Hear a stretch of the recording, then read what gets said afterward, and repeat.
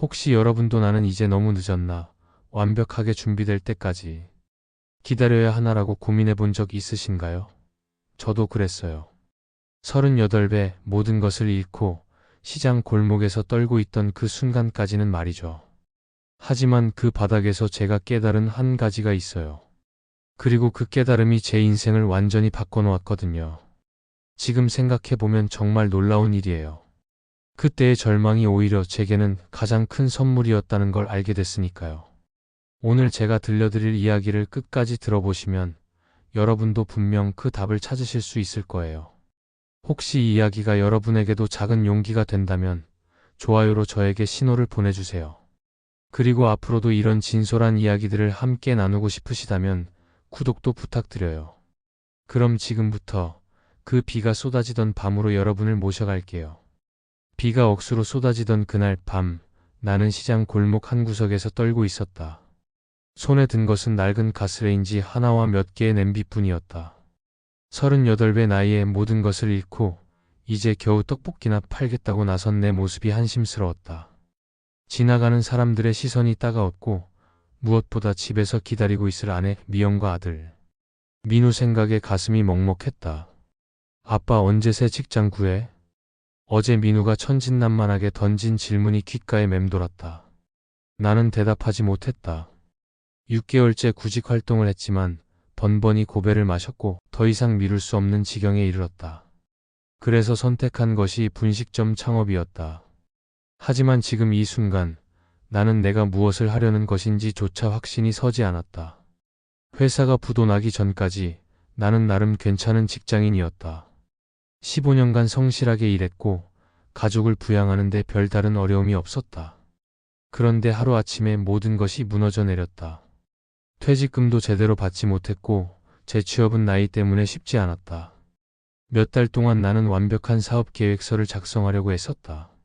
메뉴 구성부터 인테리어, 마케팅 전략까지 모든 것이 완벽해야만 시작할 수 있다고 생각했다. 여보, 너무 오래 생각만 하는 것 같아. 그냥 일단 시작해보면 어떨까? 미영이 조심스럽게 건넨 말에도 나는 고개를 저었다. 실패하면 안 된다는 강박이 나를 짓눌렀다. 가족을 책임져야 한다는 부담감이 나를 더욱 움츠러들게 했다. 그런데 오늘 더 이상 미룰 수 없어서 떨리는 마음으로 시장에 나온 것이다. 첫날부터 비가 이렇게 쏟아질 줄이야. 나는 비닐로 대충 가린 조리대 앞에서 첫 손님을 기다렸다. 1시간이 지나도 아무도 오지 않았다. 2시간이 지나자 발가락이 시려왔다. 아저씨 떡볶이 있어요? 드디어 첫 손님이었다. 학교 마크가 달린 우산을 쓴 중학생이었다. 나는 떨리는 손으로 떡을 끓는 물에 넣었다. 그런데 이게 웬일인가. 양념 비율을 잘못 맞춘 건지 맛이 영 시원치 않았다. 학생은 한 입 먹더니 미묘한 표정을 지었다. 좀 싱거운 것 같은데요? 순간 얼굴이 화끈 달아올랐다. 나는 사과하며 양념을 더 넣어주었지만 학생은 몇 젓가락 먹고는 그냥 갔다. 그날 매출은 고작 3,000원이었다. 집에 돌아온 나를 본 미영의 표정에서 실망감이 스쳐 지나갔다. 아빠, 떡볶이 가져왔어? 민우가 기대에 찬 눈으로 나를 바라봤다. 나는 남은 떡볶이를 그릇에 담아주었다. 민우는 한 입 먹더니 맛있어 라고 외쳤지만 그 말이 오히려 더 마음을 아프게 했다. 아들은 그저 아빠가 만든 것이라서 맛있다고 하는 것 같았다. 그날 밤 나는 잠 못 이루고 뒤척였다. 이대로 포기해야 하나 싶었다. 그런데 문득 어릴 적 어머니가 해주시던 떡볶이 맛이 떠올랐다. 그 맛을 제대로 구현하지 못한 것이 문제였다. 나는 일어나서 냉장고를 뒤져 재료들을 꺼내놓고 밤새 양념 비율을 맞춰가며 연습했다. 다음 날부터 나는 달라졌다. 완벽한 준비를 기다리는 대신 매일 조금씩 개선해 나가기로 했다. 맛이 싱겁다는 피드백을 받으면 양념을 조절했고 떡이 너무 질기다는 말을 들으면 삶는 시간을 줄였다. 모르는 것이 있으면 부끄러워하지 않고 옆 가게 사장님들께 물어봤다. 사장님, 떡볶이 국물이 자꾸 탄다는데 어떻게 하면 좋을까요? 처음엔 무안했지만 의외로 모든 분들이 친절하게 노하우를 알려주셨다. 특히 옆에서 순대를 파시는 김 사장님은 나를 친아들처럼 챙겨주셨다. 준호야, 불 조절이 제일 중요해. 그리고 이 양념은 미리 만들어서 숙성시켜야 맛이 깊어져. 김 사장님의 조언대로 하니 정말 맛이 달라졌다. 그분은 또 내게 장사의 기본기를 가르쳐 주셨다. 손님 응대하는 법, 재료 관리하는 법, 심지어 장부 쓰는 법까지. 나는 그분의 말씀을 하나하나 수첩에 적어가며 배웠다. 모르는 걸 인정하는 게 부끄러운 일이 아니야. 오히려 배우려는 자세가 있으니까 더 발전할 수 있는 거지. 김 사장님의 말씀에 나는 크게 깨달았다. 그동안 나는 완벽해 보이려고 애쓰느라 정작 배울 기회들을 놓치고 있었던 것이다. 한 달 정도 지나자 단골 손님들이 생기기 시작했다. 특히 근처 학원에 다니는 아이들이 자주 찾아왔다. 그 중에서도 중학교 2학년인 지훈이는 거의 매일 왔다. 처음엔 그냥 손님이었는데 어느 날 그 아이가 조심스럽게 말을 걸어왔다. 사장님, 저 컴퓨터 좀 잘하는데 혹시 도움이 필요한 거 있으세요? 알고 보니 지훈이는 프로그래밍에 관심이 많은 아이였다. 나는 그 아이와 함께 간단한 주문 관리 시스템을 만들어 보기로 했다. 물론 나는 컴퓨터에 대해 아는 것이 거의 없었다. 하지만 이제는 모른다고 당당히 말할 수 있었다. 지훈아, 삼촌은 컴퓨터를 잘 몰라. 내가 가르쳐 줄 수 있을까? 지훈이는 신이 나서 나에게 엑셀로 매출 관리하는 법을 알려주었다. 그 아이 덕분에 나는 하루 매출과 재료비를 체계적으로 관리할 수 있게 되었다. 놀라운 것은 그렇게 정리를 하고 나니 어디서 돈이 새는지, 어떤 메뉴가 인기인지 한눈에 보였다는 것이다. 그런데 진짜 시련은 그때부터 시작이었다. 3개월째 되던 어느 날, 보건소에서 나와 영업정지 통보를 받았다. 위생 기준에 맞지 않는다는 것이었다. 순간 하늘이 무너지는 것 같았다. 이제 겨우 자리를 잡아가는 것 같았는데. 준호야, 너무 낙담하지 마. 이런 일은 누구에게나 있어. 김 사장님이 위로해 주셨지만 나는 절망감에 빠졌다. 집에 돌아와 미영에게 사실을 털어놓았다. 여보, 미안해. 결국 실패한 것 같아. 그런데 미영의 반응은 의외였다. 여보, 이게 실패야. 3개월 전 당신을 봐. 그때는 아무것도 할 수 없다고 좌절만 했잖아. 지금은 떡볶이도 맛있게 만들고 단골 손님도 생기고 컴퓨터로 장부도 쓸 줄 알게 됐어. 이게 어떻게 실패야? 미영의 말에 나는 정신이 번쩍 들었다. 맞다. 나는 실패한 게 아니라 아직 성공하는 과정에 있는 것이다. 다음 날부터 나는 위생 교육을 받고 시설을 개선하기 위해 동분서주했다. 김 사장님과 지훈이도 나를 도와주었다.